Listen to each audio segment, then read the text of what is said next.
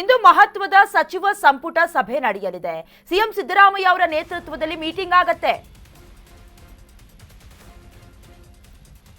ಇಂದು ಮಹತ್ವದ ಸಚಿವ ಸಂಪುಟ ಸಭೆ ನೆರವೇರಲಿದೆ.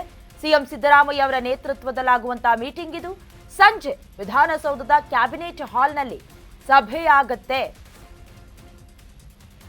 ಇನ್ನು ಸಭೆಯಲ್ಲಿ ಧಾರವಾಡದ ಜೆನ್ಜಿ ಮಾದರಿಯ ಹೋರಾಟದ ಬಗ್ಗೆ ಹಾಗೆ ಉದ್ಯೋಗಾಕಾಂಕ್ಷಿಗಳಿದಾರಲ್ಲ ಅವರು ಬೃಹತ್ ಪ್ರತಿಭಟನೆ ನಡೆಸಿದ್ರು. ನೇಮಕಾತಿಗೆ ಸಂಬಂಧಪಟ್ಟಂತೆ ಯಾಕೆ ಹುದ್ದೆಗೆ ಕಾಲ್ ಫಾರ್ ಆಗ್ತಿಲ್ಲ ಅಂತ ಅದರ ಸಂಬಂಧ ಪ್ರಮುಖ ತೀರ್ಮಾನವನ್ನ ಕೈಗೊಳ್ಳುವಂತಹ ಸಾಧ್ಯತೆ ಇದೆ.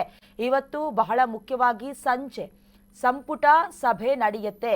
ಈಗಾಗಲೇ ಕೆಲವೊಂದಷ್ಟು ವಿಚಾರಗಳನ್ನ ಮುಂದಿಟ್ಕೊಂಡು ಸಭೆಯಲ್ಲಿ ತೀರ್ಮಾನವನ್ನ ಕೈಗೊಳ್ಳುವ ಸಾಧ್ಯತೆ ಇದೆ. ಈಗಾಗಲೇ ಉತ್ತರ ಕರ್ನಾಟಕ ಭಾಗದ ಧಾರವಾಡದ ಕೆಲ ಜೆನ್ಜಿ ಮಾದರಿಯ ಹೋರಾಟ ನಡೀತು. ಯಾಕೆ ಕಾಲ್ ಫಾರ್ ಆಗ್ತಿಲ್ಲ? ಸರ್ಕಾರಿ ಹುದ್ದೆಗಳಿಗೆ ಸಂಬಂಧಪಟ್ಟಂತೆ ಬಹಳಷ್ಟು ವರ್ಷಗಳಿಂದ ನಾವು ಎಕ್ಸಾಮ್ ಪ್ರಿಪೇರ್ ಆಗ್ತಿದ್ದೀವಿ. ಫಾರ್ ಎಕ್ಸಾಂಪಲ್ಗೆ ಕೆಲವೊಂದಷ್ಟು ಎಕ್ಸಾಮ್ಗಳಿಗೆ ಮೀಸಲಾತಿಯನ್ನ ಕೊಡ್ತಾರಲ್ಲ, ಅಲ್ಲಿ ಏಜ್ ಬಾರ್ ಇರುತ್ತೆ.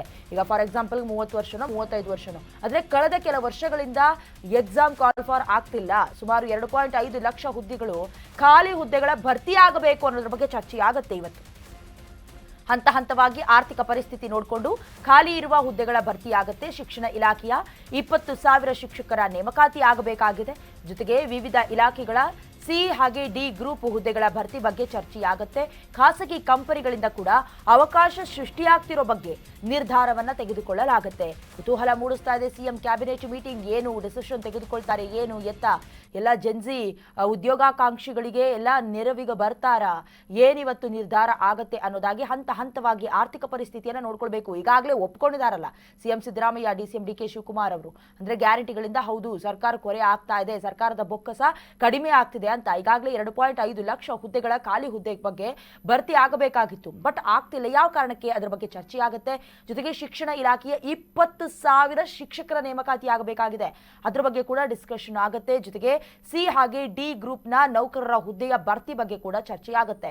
ಇನ್ನು ಖಾಸಗಿ ಕಂಪನಿಗಳಿಂದ ಅವಕಾಶ ಸೃಷ್ಟಿ ಮಾಡಬಹುದಾ, ಇದ್ರ ಬಗ್ಗೆ ಕೂಡ ನಿರ್ಧಾರ ಆಗುತ್ತೆ. ಆಗ್ಲೇ ಹೇಳ್ತಾ ಇದ್ದ ರೀತಿಯಲ್ಲಿ ಒಂದೊಂದು ಕೆಲಸಗಳಿಗೂ ಕೂಡ ಏಜ್ ಬಾರ್ ಅಂತ ಇರುತ್ತೆ. 30-35 ಆಗಿರುತ್ತೆ. ಅಥವಾ ಇನ್ನು 1 ವರ್ಷದಲ್ಲಿ ಎಕ್ಸಾಮ್ ಬರೀಬಹುದು, ಪ್ರಿಪೇರ್ ಆಗಿರ್ತೀವಿ ಅನ್ನುವಂಥ ಮೈಂಡ್ ಸೆಟ್ ನಲ್ಲಿ ಇರ್ತಾರೆ. ಬಟ್ ಇಲ್ಲಿವರೆಗೂ ಕೂಡ ಎಕ್ಸಾಮ್ಗೆ ಯಾವುದೇ ಕಾಲ್ ಫಾರ್ ಆಗದೆ ಇರೋದ್ರಿಂದ ಆ ಏಜ್ ಲಿಮಿಟ್ ಕ್ರಾಸ್ ಆಗಿ ಎಷ್ಟೋ ಜನ ಬೇಸರವನ್ನ ವ್ಯಕ್ತಪಡಿಸ್ತಾ ಇರ್ತಾರೆ. ಇನ್ನೇನು ಮಾಡೋದಕ್ಕೆ ಸಾಧ್ಯ? ಇಷ್ಟು ವರ್ಷಗಳ ಕಾಲ ಕೂತ್ಕೊಂಡು ಓದಿರೋದೆಲ್ಲ ವ್ಯರ್ಥ ಆಯಿತು ಕಾಂಪಿಟೇಟಿವ್ ಎಕ್ಸಾಮ್ಗೆ ಅಂತ.